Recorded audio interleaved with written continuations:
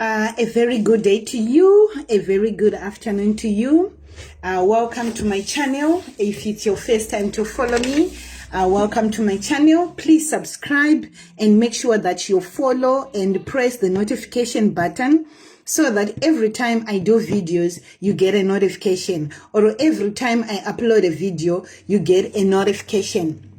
So good day to you and welcome to my channel. I love you very much. My name is Jean the Blessed, and today just another apology to my followers and my subscribers that does not understand Shona. I'm going to do this video in Shona again, so please forgive me. You know, I always apologize if I'm speaking in Shona. So why do you do some videos in English and why do you do some videos in Shona? So sometimes there are some topics that I want to discuss mainly for Zimbabweans, and then or Shona people or Ndebele people, and then sometimes there are videos for my international audience. So today is one of those days when I do the Shona video. Please bear with me. Apologies in advance. I'm going to do an English video tomorrow. So maswera sei ndokumbirawo kuti titagane vana vekumusha nditi this is another very important topic yakakosha yandinoda kuti titaure tese, saka ndokumbirawo kuti titagane. Kana uine hama dzako dzaunoziva dziri kugara muwenera, ngatidaidzanei tipinde mudariro zvamuri kuziva kuti ndiri kunyora maexams ndakaneta. Ipapapa nhasi chete kubva nezuro nanhasi ndarara 5 hours, murikona ndarara 5 hours 36 minutes. That includes mascat. That includes opedze mascat. 5 hours 36 minutes because ndinenge ndichiverenga zvakapresa inguva yemaexams ekuuniversity anditi. So I'm quite praised and I'm quite occupied. Tiri kusurvive coffee, as you can see, coffee, more cappuccino, more americano, more cappuccino, more americano. So guys, ndati nditaure nemi nezuro makaona musi weSunday ndakamuka ndichiposta andinada kuita video nezuro because ndandiri busy nchigadzirira zamanisheni rangu ranhasi, and zuva raMwari zuva rakakosha kwandiri mukati meupenyu hwangu. Harisi zuva rekuti ndingadai ndichitaura nyaya dzisiri kundifadza kana dzisiri kundiitira zvakanaka. So nhasi ndoda kutaura kuvana vekumusha kuti kana uchinge wasungwa neve mutemo kana kutorerwa vana uri muno muwenera unoita sei. Okay, ndo nyaya ndoda kutaura nezvayo, nekuti zvakaiteka ndezvekuti nezuro ndakamuka ndichifonerwa nemadetective mitikitivu oro matakitivhu anonzi machine chona nechirungu anonzi madetective. Okay, ndine nhamba dzavo nezita ravo. Vakamuka vachindifonera nezuro, vachindifonera vanga vaine mwana wokumusha wechirume. Handina kuda kuzobvunza zita rake nezvese, but kana ndichida ndokwanisa kubvunza nezita rake kuti ndiani. Munhu uyu akabatwa nemapurisa, abatwa nemapurisa ndobva avapa zita rangu nesenemi yangu, ndobva ati ndiri mukadzi wake, tine vana tese, vana vadiki vari kumba. Kana kuti kwanga kuri kupererwa kana kuti kwanga kuri kugumirwa, ina handizive kuti situation yake yakamuita kuti ataure zvakadaro ndeyei. Saka zvikanzi mapepa angu ane mudzimai wangu zvichirehwa inini ndakufonerwa zvikanzi ndidetective ningi ndiri kukufonera, tine murume wako, murume wako ari kuti zvoni ndione mapepa ake abatwa ari kuno. Ndikati detective, ini murume wangu hasitori munyika dzino, murume wangu ari kunyika yaari kwaari kubasa, ashandire muno muSouth Africa. Handina murume ari muno muSouth Africa. You know, zvikanzi no but uyu munhu murume wako kana kuti boyfriend yako hatishazive kana uri. Ndikati no detective, kana makutodaro makutondituka. Hamungandimanikidze kuti ndine chikomba, ini chikudze kuti ndine murume, ndiri mukadzi akaroorwa, murume wangu ari kunze kwenyika, handina chikomba chandinacho. Zvikanzi chikomba chako chakabatwa nemapurisa, saka chiri kukutsvaga, chiri kuti uya nemapepa acho. Saka ndakabva ndangoona hangu kuti mwana wekumusha abatwa. But kana uchinge wabatwa haufanirwe kushandisa nzira dzakadaro, haufanirwe kuvhunduka nekunyepa to that extent. Because imagine kuti dai murume wangu anga aripo uchitaura kuti uri murume wangu. Yes, murume wangu anondiziva, anonditrasta, haana zvaanoita, but zvinongobhowa. Haukwanise kushandisa title yekuti mukadzi wangu kumukadzi wemunhu. Haukwanise kudaro, chero zvikanzi uri pama1 akaita sei. Chero zvikanzi ndachida kukubatsira, ndokubatsira sei uchinyepa zvakadaro. Handiti uri kuona. Mageme kunyepa unenge wabatwa uiswa pama1 nemapurisa, but usafe wakanyepa kuti ndiri mukadzi wako.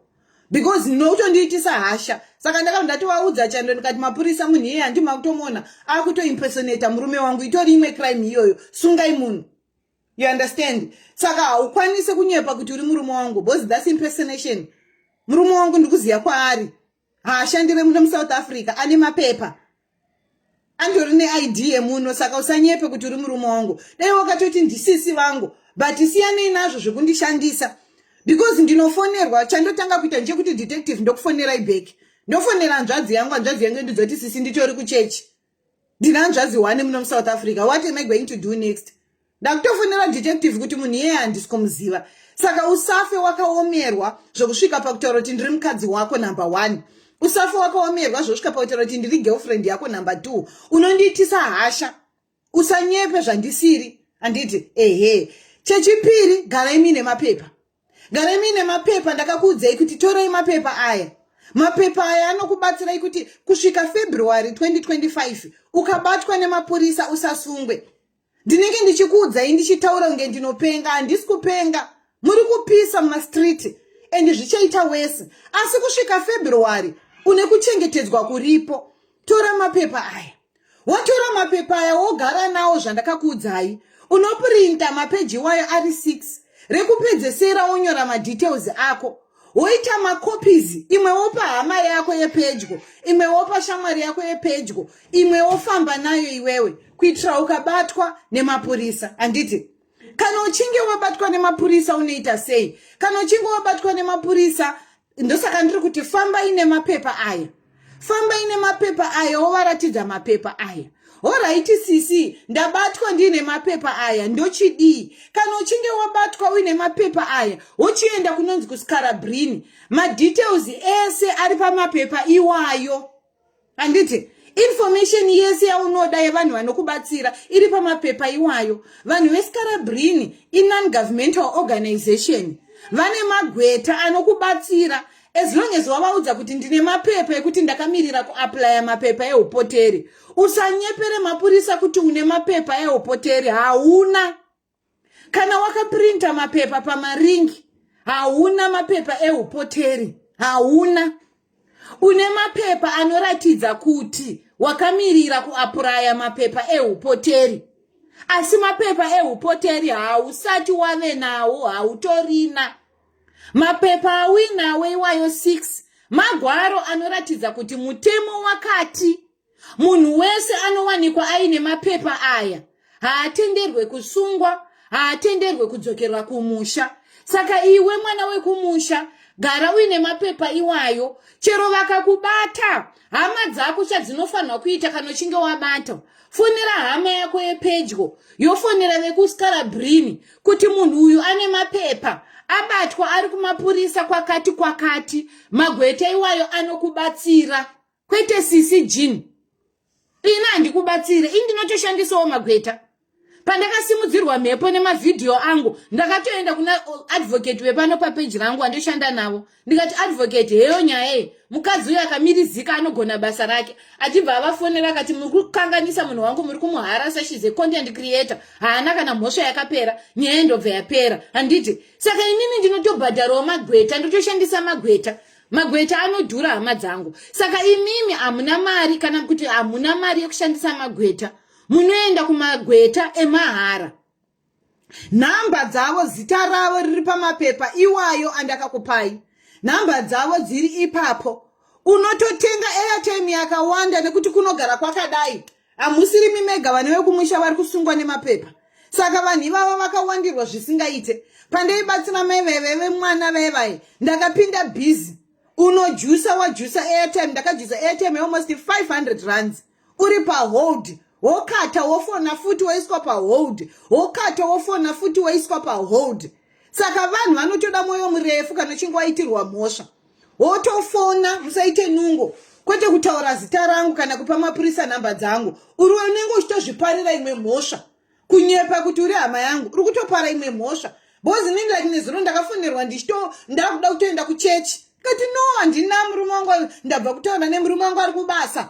Hapana mashiripiti kana munani wakuti murume wangu anobhururuka nyika dzinoita ma-hours kusvika kuti angorega apinda muSouth Africa. Achisungirwei? Achisungirwei ariwe munhu anosungirwei? Saka musafe makanyepa kuti uri murume wangu ndiri boyfriend oro. Siyanai nazvo izvozvo. Zvinotoita kuti mhosva yako iite refu. Musanyepe. Taurai chokwadi. Ndinawo mapepa, ndakamirira kuapply mapepa eupoteri. Umboo hwako huri kupi? Ndane masvondo mangani ndichikwama tata pano kuti garai mine mapepa anotaridza kuti wakamirira kuapply mapepa eupoteri. Vamwe vari kuita confusion voti mapepa eupoteri haasi mapepa eupoteri. Magwaro anongoratidza kuti iwe wakamirira kuapply mapepa eupoteri. And usagare nepeji 1 rine zita rako chete harishande. Unoda magwaro ese ari paringi iroro ari 6. Printer 6 pages idzodzo.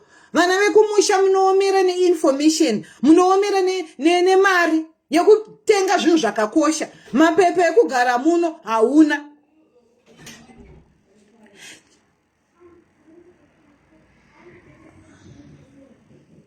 Harifanirwe kuita stempi Jane Sharps.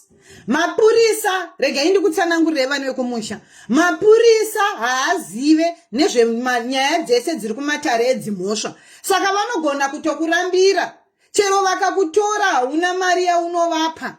Unovaudza kuti fonerai veskarabhini. Iyi nyaya yangu iripo iyi. Chero vakakusunga usavape mari. Especially kwenyu kunana Jobek uko vari corrupt. Vane huori husingaite. Usavape mari. Itai ndiendesei kukoti. Usatye kutaura. As long as uine mapepa iwayo. Vaudze kuti sungai henyu ndiendesei kukoti. Ndiri kuda kuenda kukoti. Ndiendesei kukoti nemhosva yamuri kundiponera. Ukaenda kukoti woburitsa mapepa ako, koti inokusunungura. Hakuna mapurisa ese ari kuziva. Ndo zvandiri kutaura kanhevedu wekuti ukabatwa neivavo vehomoro affairs.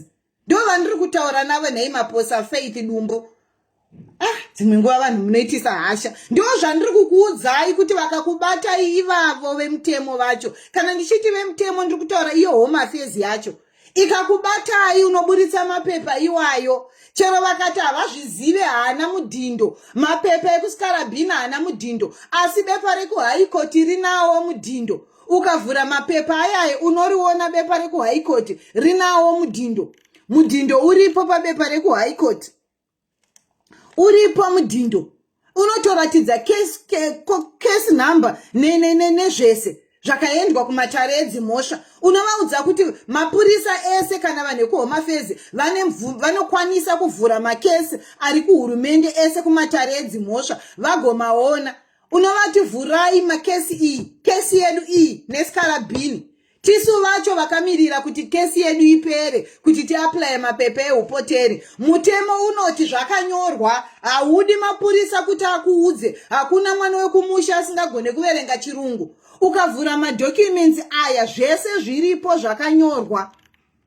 Mirai ndikuvhurirei. Zvese zviripo zvakanyorwa. Munhu wese anowanikwa aine mapepa iwayo. Haatenderwe kusungwa. Regai ndikuvhurirei. Hautenderwe kusungwa. Hakuna zvakadaro. Hautenderwe kusungwa. Kana vasingazive havazive. Asi iwe hautenderwe kusungwa iri. Mirai ndikuvhurirei document iyi.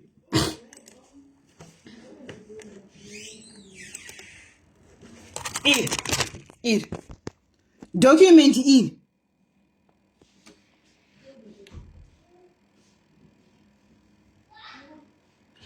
The Western Cape High Court ordered that Home Affairs cannot deport anyone if they say they want to apply asylum. Court order is valid until 27 February 2025 when the Skarabrini Center returns to court. Saka as long as uchiti ndikuda kuapply mapepa eupoteri hautenderwe kusungwa. Ndo saka ndichiti printai madocument 6 aya 1 out of 6. Number 1 yacho iyo. Saka chero ukabatwa nemapurisa unongovaratidza izvi. Wovaverengera. The Western Cape High Court ordered that Home Affairs cannot deport anyone if they say they want to apply for asylum. Iripo court order. Court order yacho ndeipi iyi. Court order yako ishi. In the High Court of South Africa, Western Cape Division, Cape Town, case number 8486-2024. In the matter between Scalabrini Center of Cape Town, trustees of the Scalabrini Center of Cape Town, Minister of Home Affairs, Director General, Department of Home Affairs, Chief Director of Asylum Seeker Management, Department of Home Affairs, Refugees Appeals Authority, Standing Committee, Head Muswa 27 August 2024, Judgment iyo. Saka zvese zviripo izvi. In signature iya acting justice B manqa J manqa iyo court case yako iyo unenge uinayo pamadocument esaya unosungirwei information yakakosha kudai uinayo 1 out of 6 printer zvese izvi 1 out of 6 rako raunofila nje iri zita rako wonyora apa, nyika yako yaunobva wonyora apa, musi wakaberekwa wonyora apa, wodzika pazasi wonyora zita rako apa, date apa, signature apa. Hazvina basa nestamp. Document iri haridi stamp. Haritombodi stamp zvamuchose. Document iri rakangodai rakatokwana zvizere rakadai. Document iyi ringi racho ndinokuisirai mucomment section ndichipedza video inei. Riripo pano kuYouTube kwangu riripo, kwese ndiri kukuisirai, asi vanhu mune nungo dzekuona video kuti muteerere instructions. Vamwe venyu munongoya muiti muinbox mangu ndipewo ringi. Wona video, ringi ririmo mucomment section yevideo haudi. Inini zvespoon feeding handizvigone handidi. Usauya muinbox mangu chindinetsa. Ilinki riripo pano, information iripo pano, kuona video haudi, unoda kuita kudyiswa nespoon kudai. Aiwa, inini vana vangu chero vakugona kudya. PA vakugona kudya nespoon, saka ndina simba rekudyisa mukadzi mukuru nemurume mukuru. Kana usingaderegedza, asi ndimi vanhu munozotanga kuti batai sisi vangu, batai mukadzi wangu. Hey, ndine murume 1. Musatombofe makazviita zvenyu izvozvo. Ndine murume 1. Musatombofe makatanga kuti hanzvadzi yangu. Information iyi, gara nemapepa upe hama dzako iwewe dzepedyo. Hama dzako dzepedyo. Kana maane mapepa garai nawo, fambai nawo, pese pauri famba nawo. Ukatorwa varatidze zvandakuratidzai izvi. Ratidza mupurisa akubata izvi. Itai officer muri kupikisana nekesi. Musatye kutaura. As long as 27 February asati asvika. Iri bepa rinoshanda. Iri bepa riri kushandira munhu wese. Moramba muri pano papeji. Kusvika musi wa 27 February bepa iri riri kushanda. Mwana wese chero mucheche ngaaite bepa iri. Mwana wese achingozvarwa chero ane zuva rimwe chete mwana mucheche muitirei mapepa ake. Mwana wese abuda mudumbu ramai ngaitirwe mapepa. Mwana wese mucheche ari mudumbu achangobva mukuzvarwa abuda mudumbu ane zita ngaitirwe mapepa. Amai bepa, baba bepa, mwana bepa. Tanzwisisana kavana vekumusha. Ini zvekuramba amai ndapo. Ndauda kudzokera kuchirungu. Ndauda kudzokera kuchirungu vedu we. Tanzwana naka. Ukasungwa ndakudze kuti unoita sei. Usatye kubhedhenura mapepa ako. Number 1 to number 6. Vakata ndezvekunyepa. Vaudze kuti ndiendesei kukoti. Usatye kupinda muchitokisi mudikani. Usatye kupinda muchitokisi. Itai ndisungei asi ramba kuvapa mari. Nekuti mhosva hauna. Saka chero vakaita nharo newe usaitisane nharo navo. Itai ndisungei mundiendese kukoti. Umbowo hwangu. Ndiendesei kukoti, magweta angu ari kuuya eskarabhini tosangana kukoti. Nyatsotaura neconfidence. Ndiendesei kumataredzi mhosva. Magweta angu anondimiririra. Munhu wese chero uri mutadzi wakaita sei. Chero uri wekumusha. Kana uchinge uendeswa kumataredzi mhosva unototi upiwe gweta chete. Chero uri musungwa wese anototi apiwe gweta chete. Musungwa wese anototi awane mumiririri. Saka kana waenda kumataredzi mhosva oti changamire madocuments angu aya. Ini ndakamirira kuapply mapepa angu eupoteri. Ndakatongomirira kuti nyaya yedu ipere kumataredzi mhosva musi wa 27 February. Ndichi apply mapepa angu eupoteri. Saka mapepa aya ari kutichengetedza kusvika musi wa 27 February.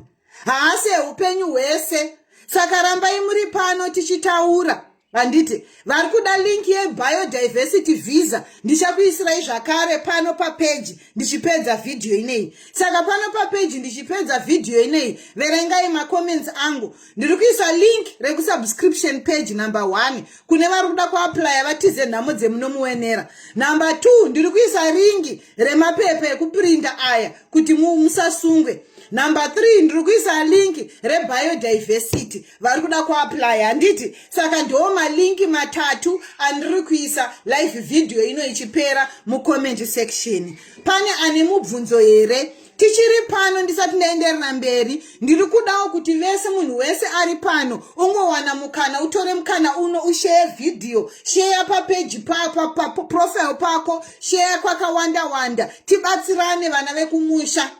Ini ndiri kuita pangu, imiwo itai basa renyu, video iri ngaritenderere, share video, tibatsirane, nekuti vari kusungwa vanozopedzisira vakuti ndifonerwe nemapurisa, vamwe vanenge vasiri kuziva vaomerwa. Kana uchinge watorerwa vana, unoenda kumagweta ema-human rights, ekodzero dzemunhu wese, anonzi magweta ema-human rights. Kandei masters, ndiana akanda star uyo, dangi, thank you so much. Vanhu vanokuitirai basa rakanaka hamudi kundipa master. Magweta ema-human rights, magweta eskarabhini, kune magweta ema-foundation akasiyana-siyana, anomiririra vanhu vasina mapepa muno munyika yewenera, vanokubatsirai. Handiti, vana vaya vakadzoswa nemagweta e-human rights. Handiti, saka kodzero dzenyu semunhu, chero uchigara muno ino nyika usina mapepa, dzine vamiririri, kusangoziva chete kuti unoita sei kana uchinge wabatwa. Pana ane mubvunzo here? So after February vanokupa hama dzangu, hamusi kupiwa mapepa after February. After February ndo patichaudzwa kunzi maakutenderwa here kuapply, nekuti nyaya iri kunetsa ndeyekuti kumapepa eupoteri kwacho vanga vachinyima vanhu mapepa eupoteri. Ndo nyaya yakaenderwa nemagweta eskarabhini kukoti kunoti vanhu muri kuvanyima mapepa ivo vachida mapepa eupoteri. Saka handizive kuti after 27 February zvakamira sei. Kana uri munhu akangwara, gara uri pano papeji, ndikubatsire. After 27 February ndichakuudzai kuti zvanzii kumatare edzimhosva. Saka ramba uri pano papeji, tambira ku YouTube kwangu, because sometimes ndogona kuisa video ku YouTube ndichikupai latest information. Saka gara uri pano papeji, make sure kuti unofollowa page rineri, make sure kuti wapressa notification button kuitira ndikaisa live video unopiwa notification yekunzi Jina atanga ma live video, Jina posta video ku YouTube. Saka enda ku YouTube kwangu, zita rimwe chete, Jim the Blessed, wopressa subscribe, wopressa click notification button, so that ndikaposta video vanobva vakuudza, usarasikirwe neinformation kuti uzive kuti after 27 February muchaita sei. Saka right now hapana ari kuziva kuti koti ichahwinwa here neveskarabhini vari kukumiririrai kana kuti havahwine. Saka kusvika 27 February musatye, makachengetedzeka. Asi iwewo wakachengetedzeka, tanga kuapply mabasa. Pano papeji tinopa mikana yakasiyana-siyana yekuenda kunze kwenyika. Tsvagawo paunokwana, utsvagewo kuyambuka. Vazhinji vari kuyambuka kuenda kunyika dzakasiyana-siyana, vachitiza nyika ino nekuoma nekupisa kwairi kuita. Saka iwewe ita changamu, usamire kuti rwizi ruzare kuti uyambuke. Gara watsvaga zvokuita, wapiwa mumwe mukana kusvika February, ndonguva yekuapply. Izvozvi ndikakudze kuti kubva last week ne this week vanhu 6 vaona mavisa. Vanhu 6 vaona mavisa, 3 eku Canada, 3 eku UK. Vanhu vamwe vari kuwana mukana, vamwe vari kujamba vachishandura upenyu hwavo. Saka iwo usamirire kuti zviomesese. Uyu mukana wamakapiwa kuti mufanorarama muchishanda, uchijamba kuona kuti waenda kupi. Vamwe vari kuenda kuma cruise ship, vamwe vari kuenda kuna UK, vamwe vari kuenda kunyika dzakasiyana-siyana kunotsvaga pekutangira. Handiti, as long as uchinogara munyika iyoyo zviri pamutemo, chero zvikanzi hakuna mari, asi chakakosha ndechekuti unogara zviri pamutemo, ndicho chinhu chakakosha. Pane mumwe ane mubvunzo here ndisati ndaenda, ndoda kuerenga, ndine exam mangwana makuseni na 8. Pane mumwe ane mubvunzo here ndisati ndaenda. Kana pasina mubvunzo inini ndakuchienda kunoverenga maexamination angu handiti. Kana pasina nemubvunzo tabatsirana kuti munoita sei, regai ndichikuisirei vusikeswa. Hai vusikeswa only today, my brother. I'm doing videos in Shona in the past weeks, but moving forward, Vusi, I'm going to be doing videos in English. I did apologize on the beginning of this video, my brother. I'm sorry for speaking in my native language. So let's share this video. Tibatsirane nevanhu vakawanda nditi hongu Peocliza Debe Alison inobatsira kuenda ku UK. Anyone with a question again, guys? I take your questions before I leave. Anyone with a question before I leave?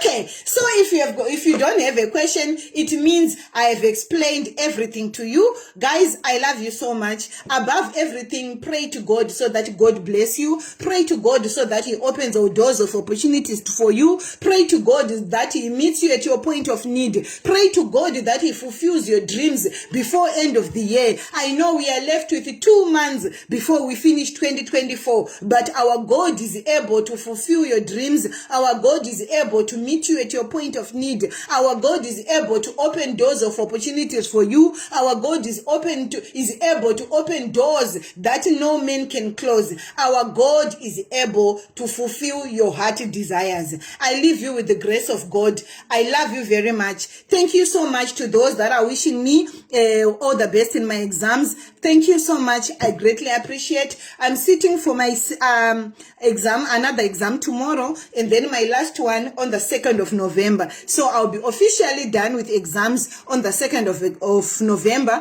But tomorrow I'll be coming to you again with another video, with another opportunity. Today in subscription page, I put links for UK caregivers. Please apply. It's a free sponsorship to the UK. You don't pay anyone any money. Free sponsorship. I love you so much. God bless you. Please share the video, guys. Share the video, share the video, share the video, so that we bless other people. Share the video so that it benefits majority of people. I love you very much. Don't forget to subscribe. Don't forget to press the follow and the notification button. God bless you.